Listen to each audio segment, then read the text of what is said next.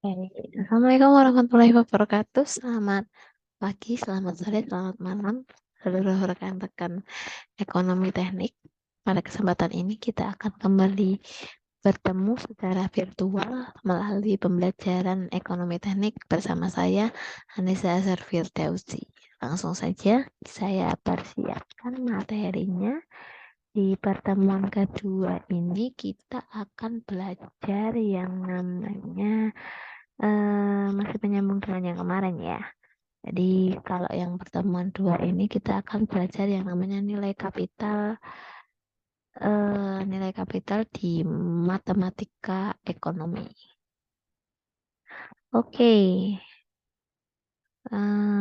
kemarin ya kita belajar mengapa uang itu punya nilai. Nah, kemudian juga kita teman-teman di sini juga nanti akan belajar. Nah, kenapa hal itu bisa terjadi? Kenapa uang itu nilainya bisa berubah antara rupiah dengan US dollar antara hari ini dan besok? Nilainya akan berubah. Bisa jadi uang yang sekarang 2.000 di yang akan datang itu menjadi 4.000, atau mungkin HP sekarang itu harganya 1 juta. Kalau saya beli HP yang sama di tahun 2025 mungkin harganya akan turun. Nah, itu uang itu punya nilai, bisa bernilai naik, bisa bernilai turun ya, tergantung beberapa hal. Kemudian ini ada sebuah contoh kasus ya, Mas, yang bisa kita jadikan sebagai pembelajarannya. Misalkan ada sebuah misalkan ada sebuah perusahaan konstruksi mendapatkan kontrak untuk membangun sebuah rumah sakit ya, nilainya misalkan 1,5 M. Pembangunan itu dilaksanakan selama mungkin jangkanya adalah 3 tahun dengan pengeluaran dana seimbang 500 juta tiap tahunnya. Nah, kontraktor mendapat uang muka misalkan yang pertama itu 30%, dan selanjutnya pada tahun kedua itu dapat 50%, dan setelah berakhir baru mendapatkan 20%. Nah, kemudian Direktur PT Sipil Gama tiba-tiba sadar bahwa sebenarnya nilai rumah sakit itu tidaklah 1,5 miliar lagi apabila bunga bank adalah yang dipakai adalah 25% per tahun. Nah, di situ ada perubahan nilai uang ya, seperti yang sudah dibahas di pertemuan pertama, bahwa uang itu punya nilai, maka uang yang awalnya 1,5 di selama 3 tahun itu akan nilainya naik. Nah, jadi nilainya itu akan berapa? Nah, teman-teman bisa lihat mungkin di simulasi berikut ya. Saya carikan dulu ya. Oke. Hmm, simulasinya mungkin sama ya, yang kita punya uang. Bentar.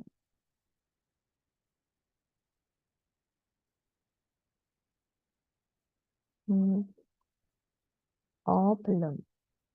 Bentar, nanti.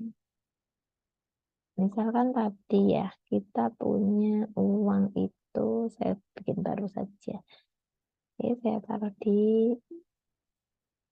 taruh di paling belakang. Nah, ada sebuah rumah sakit kemudian ditenderkan, dan itu uang yang diterima adalah tadi sebesar 1,5 M. Atau bisa saya tuliskan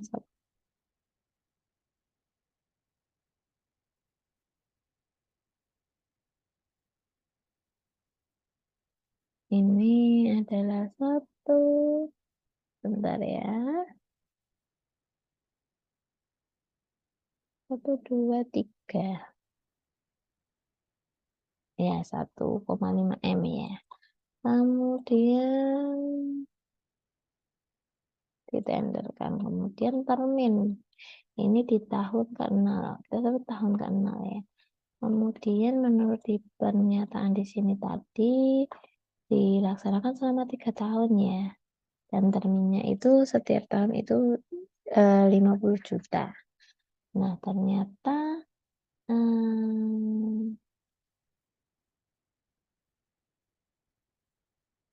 ternyata kontraktor mendapat uang muka itu 30%, selanjutnya di awal tahun kedua itu 50%, dan di akhir tahun itu 20% ya. Padahal sebenarnya kalau misalkan kita pukul rata itu sama dengan 500 juta setiap tahun. Tapi ternyata dia membaginya dengan terminnya seperti ini. Nah, mungkin kita bisa simulasikannya ya. Misalkan di tahun ke-0 itu tahun pertama tadi, di awal tahun pertama dia mendapatkan dana itu tadi berapa persen saya lupa, 30, 50, 20 ya. 30, 20, dan 50 ya.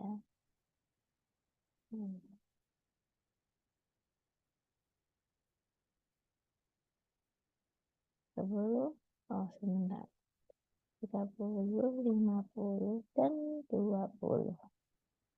Oke, secara kasar kita akan menghitung seperti ini ya. 30 dibagi 100 dikalikan dengan uang ini. Seperti ini. Nah, tapi perlu diingat bahwa ini adalah kondisi di mana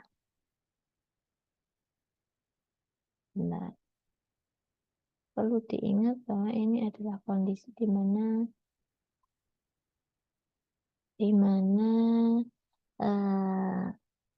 tidak ada bunga.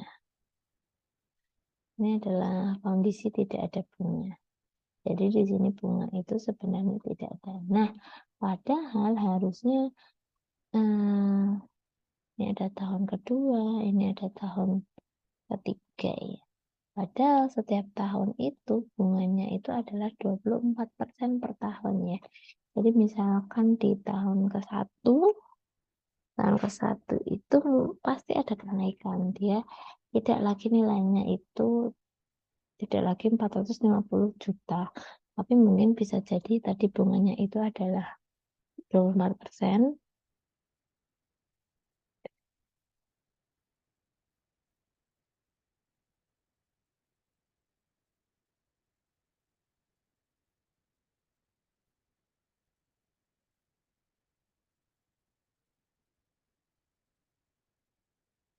Nah, bisa bisa saja setelah kita memasukkan bunga, angkanya itu menjadi 558 juta ya, bisa seperti itu. Karena ada bunga tadi. Nah, begitu juga dengan nilai uang sama, pasti akan berbeda setiap tahunnya. Ibaratnya kalau kita awal punya sepeda, misalkan ya kita punya emas contohnya. Kita punya emas 1 gram. Di tahun 2023 sekarang ya misalkan. Nah, harganya adalah 1 gramnya itu 1.500.000.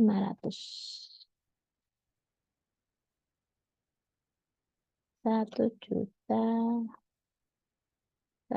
juta saya pakai currency aja biar lebih mudah. 1.500.000 ya misalkan. Nah, 1 gram yang sama mungkin di tahun 2024 1 gram itu bisa bernilai misalkan 1.750.000. Nah, ada kenaikan di sini.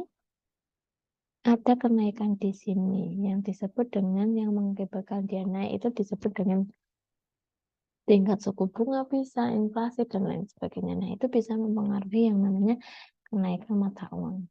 Oke, kita lupakan ini, kemudian kita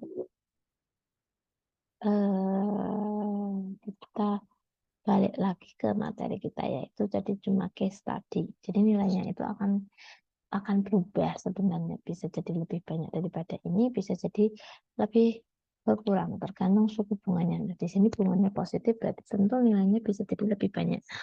Kemudian kita akan belajar melihat bagaimana banyaknya. Yang pertama itu ada sebuah nilai uang yang disebut dengan future value ya.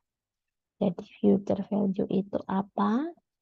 Kalau misalkan bisa dicermati di sini, future value itu kalau misalkan menunjukkan nilai uang yang kita miliki pada saat ini di masa yang akan datang. Jadi contohnya tadi misalkan kita punya di tahun ini kita punya emas 1 gram, kemudian kira-kira 5 tahun yang akan datang nilainya 1 gram itu sebanding dengan berapa rupiah seperti itu. Nah, nilai saat ini dan saat yang akan datang terjadi karena uang yang kita miliki ini memiliki yang namanya opportunity ya. Jadi tadi kita punya uang, kemudian kita belanjakan emas. Nah, emas itu saat kita beli, kemudian akan kita jual lagi, di situ ada kenaikan harga. Nah, kenaikan harga yang terjadi di dalamnya itu disebut dengan opportunity ya. Jadi kalau kalau istilah ekonominya itu opportunity yang dimanfaatkan untuk ekonomi produktif. Jadi kalau kita beli sekarang 1 juta, kemudian di tahun depan 1.500.000 dengan sama-sama 1 gram, nah itu ada selisih 500.000 yang kita simpan seperti itu. Nah, selama kita menyimpan 500.000 itu sebelum emas itu kita jual kembali, 500.000 itu sebenarnya bisa dimanfaatkan seperti itu. Nah, kemudian bagaimana persamaan future value itu? Nah, jadi persamaannya kita lihat dulu. Nah, nilai yang ditentukan oleh opportunity yang diperoleh dari pasar secara kompetitif tadi, dalam kenyataannya itu akan ditetapkan besarannya berdasarkan yang pertama, tingkat diskon di sektor ekonomi, kemudian besarnya bunga, ya bisa tabungan, deposit, antar bank, offshore, dan lain sebagainya. Kemudian nilai tukar mata uang sendiri. Oke, prinsip perhitungan future value tadi bisa dilihat di bagian ini. Teman-teman, misalkan kita punya emas, saya contohkan emas lagi ya. Tahun 2023 harganya itu 1 juta. Kemudian di tahun depan itu naik ternyata 1.500.000. Kemudian naik lagi menjadi di tahun kedua itu 1,75 misalkan. Kemudian di tahun ketiga harganya menjadi 2 juta. Nah, ini ada sebuah tren kenaikan yang disebut dengan yang namanya future value seperti itu. Kemudian bagaimana cara saya mencari kenaikan harga ini? Nah, kenaikan harga ini bisa dirumuskan menjadi persamaan seperti ini. Disederhanakan menjadi persamaan di sini. Jadi future value sama dengan P, future value di tahun yang ditanyakan ya ini bisa tahun pertama, tahun ke-0, ataupun tahun ketiga, keempat, dan seterusnya. Itu sama dengan present, nilai sekarang, diketahui nilai sekarang, kemudian dikali dengan 1 ditambah dengan I, yaitu tingkat suku bunganya, kemudian dipangkatkan dengan N ya, N itu tahunnya keberapa, seperti itu.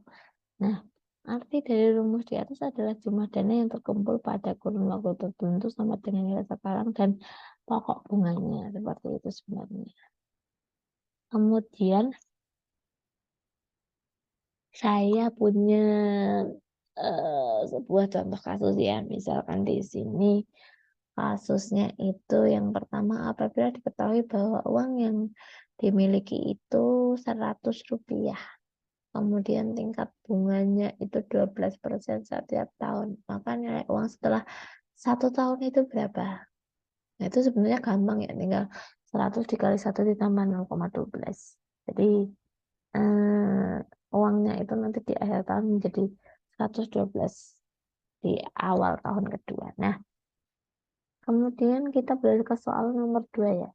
Bila kita memiliki dana sebesar 10.000 dan tingkat bunganya 14% per tahun, berapa nilai kita di awal tahun keempat? Tentu kita harus buat, untuk mempermudah kita memahami persamaan, kita buat simulasi dulu ya. Nanti bisa teman-teman download di hitungannya atau teman-teman perhatikan di sini. Oke, soal yang pertama saya mulai dari yang pertama ya. Pertama itu kita punya uang 100 rupiah, kemudian diketahui bunganya itu 12.000 per tahun. Nah, di awal tahun atau bisa disebut dengan tahun ke-0, tahun ke-0 itu kita punya 100. Bunganya berapa? 12%-nya dari 100, yaitu 12. Nah, di awal tahun berikutnya uang kita akan berubah menjadi 112. Jadi uang tahun kedua awal itu adalah 112 ya. Kemudian misalkan lagi kita punya uang yang soal nomor 2 tadi ya. Kita punya uang 10.000. Kita punya uang 10.000, kemudian bunganya itu dalam 1 tahun bunganya adalah 14%. Nah, bunganya adalah 0,14 ya.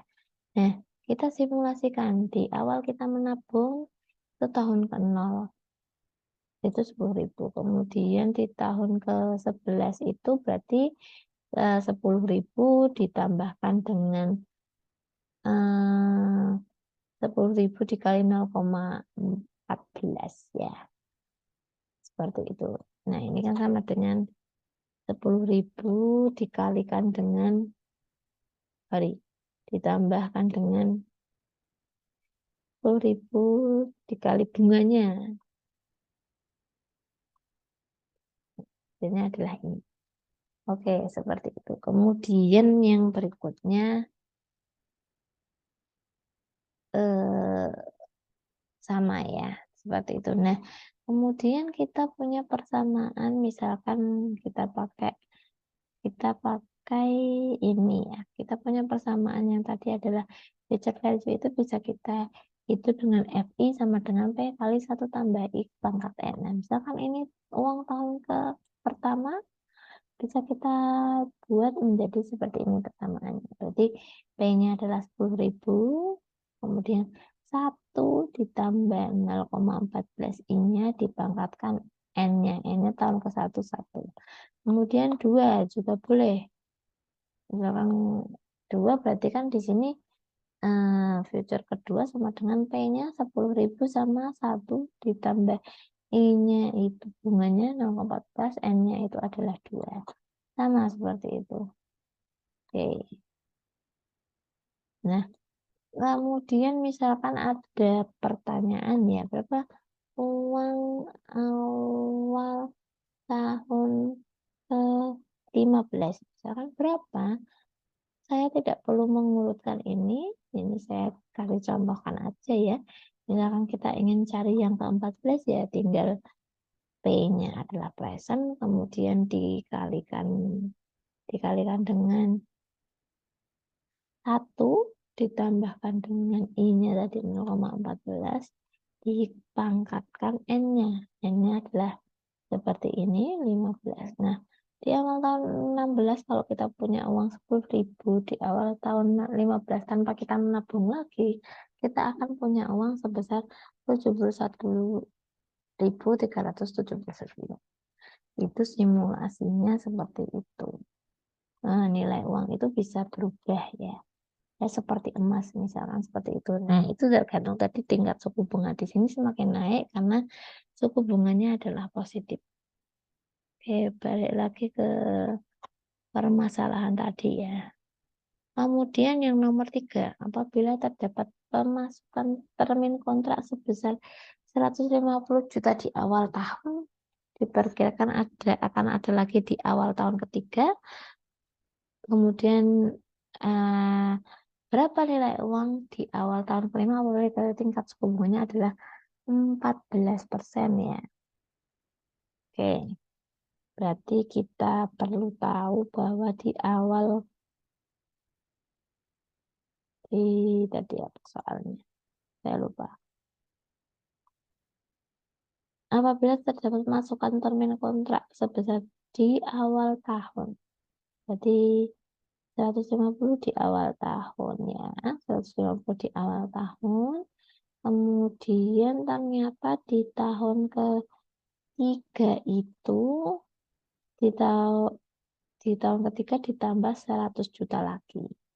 Nah, kemudian di tahun kelima itu posisi uangnya ada berapa gitu.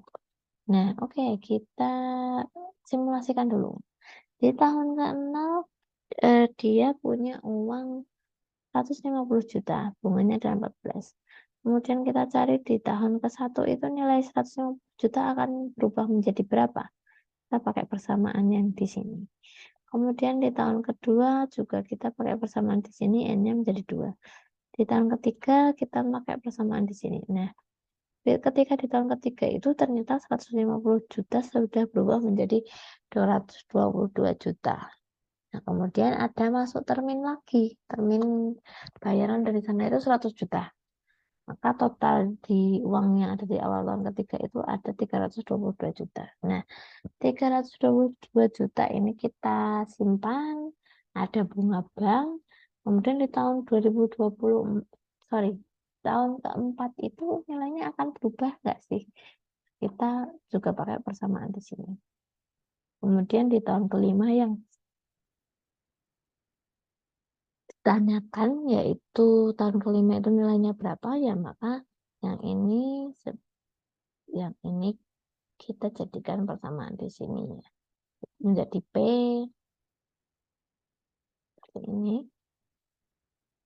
seperti ini karena hasil totalnya kan ini. Kemudian kalau di sini kan ini, kalau di sini sama dengan ini juga. Nah, seperti itu. Jadi nilai awalnya ini menjadi P, kemudian kali 1 ditambah dengan I tingkat suku bunganya, kemudian dipangkatkan dengan N. Nah, N-nya di sini teman-teman perlu cermati ya. Misalkan ini sudah ada nilainya. Di tahun berikutnya itu bukan 4 ya. Karena di sini ada tambahan 100 juta tadi, maka ini anggapannya 1. Kemudian ini dianggapnya 2. Begitu seterusnya. Oke, kemudian yang berikutnya, case study-nya seperti itu, contoh sederhana saja. Kemudian hitungannya lihat di Excel, kemudian kita bahas yang kedua, itu ada yang namanya present value ya. Present value itu contohnya kebalikannya dari yang tadi ya, future value. Kalau present value itu nilai mundur. Nilai mundur atau nilai sekarang seperti itu. Nah, misalkan ini ya. Misalkan di sini saya kasih pen baik. Nah, misalkan misalkan misalkan eh, kita lihat di contoh soalnya ini. Nah, jadi kebalikannya ya. Tadi kalau kita future value itu kalau kita punya tahun ke 0, 5 tahun itu berapa nilainya. Nah, kalau di present value itu kita melihatnya opportunity nilai mata uang, tapi kebalikannya. Misal kita punya posisi di tahun ke-5, kemudian kita ingin melihat tahun ke-1 itu gimana. Seperti itu. Nah, sama sebenarnya. Contohnya misalkan kita melihat di suatu pabrik, prediksi suatu pabrik itu di tahun kelima akan memproduksi barang sekitar 3M misalkan. Nah, di tahun 0 ini posisinya gimana? Apakah apakah nilainya itu worth it tidak untuk kita tanamkan investasi atau tidak? Seperti itu. Nah, kebalikannya. Kemudian rumusnya karena kebalikan ya kita tadi kan FI sama dengan P dikalikan dengan ini. Tapi kalau kita mencari P ya rumusnya tinggal kita balik ya. FI dibagi dengan 1 plus I pangkat N. Kemudian ini case study-nya sama ya. Case study-nya itu ya hampir sama. Dibalik saja. Misalkan apabila diketahui yang akan diperoleh di tahun yang akan datang itu di tahun yang akan datang kita punya uang 100. Maka di tahun ini uang kita berapa kalau bunganya 12%? Tentu uangnya itu kan semakin berkurang. Contohnya juga kalau kalian punya motor di tahun 2021 teman-teman beli motor 18 juta. Kemudian teman-teman jual. Teman-teman jual. Nah, itu kan ada penurunan ya, sama ya. Nah, ini juga misalkan di tahun uang juga seperti itu ya. Jadi dia akan, kalau uang itu kan akan semakin naik nilai mata uangnya, karena kan ini pengaruhnya adalah bunga. Jadi kalau misalkan kita di tahun ke-1 punya 100 rupiah, di tahun ke-0 kita punya berapa? Seperti itu. Saat kita awal Januari, misalkan kita bilang 1 Januari itu kita punya berapa, kalau di 1 Januari 2023 itu berapa yang kita punya, kalau 1 Januari di 2024 itu kita punya 100, seperti itu. Nah, itu ada 1 tahun, maka kita bisa dengan mudah menghitung tinggal 100 dibagi dengan 1 ditambah 0,12 dipangkatkan 1 ya ini. Jadi uangnya itu sama dengan 89,3. Kemudian soal berikutnya, bila kita menerima dana sebesar 100.000 di akhir tahun keempat dengan tingkat bunga 14% per tahun, berapa nilai uang tersebut pada awal tahun? Nah, ini nanti coba kita lihat ya, nggak usah dikerjakan. Coba kita lihat di Excel-nya. Iya, tadi misalkan yang soal pertama tadi, uang di tahun 2023 awal 1 Januari itu adalah saya kasih 1 Januari 2023 itu di bank ada nilainya 100. Nah, di tahun uang di 1 Januari 2022 berapa? Nah, ini kalau kita pakai persamaan di sini, maka kalau kita tarik ke belakang itu namanya present, tapi kalau kita tarik ke depan itu namanya future ya. Nah, itu bisa kita masukkan tinggal present tadi 100 dibagi dengan 1 ditambah tingkat suku bunga 0,12 dikali pangkat. Dipangkatkan dengan tahunnya. Dan ada 1 tahun berjalan, makanya dipangkatkan 1. Dapatlah uang di tahun 1 Januari 2022 itu 89,23. Kemudian kalau misalkan tadi kita punya uang di tahun 2026 itu 10.000, bunganya adalah 14%. Uang di tahun 2022 berapa? Nah, ini kan ada selisih 4 tahun. Tinggal kita masukkan di sini. Dan persamaan. Dapatlah di tahun ke 2022 itu ternyata uangnya yang awalnya 10.000 sebenarnya kalau di tahun 2022 itu nilai uangnya itu 5,920. 5.920. Oke, kemudian soal yang ketiga ya.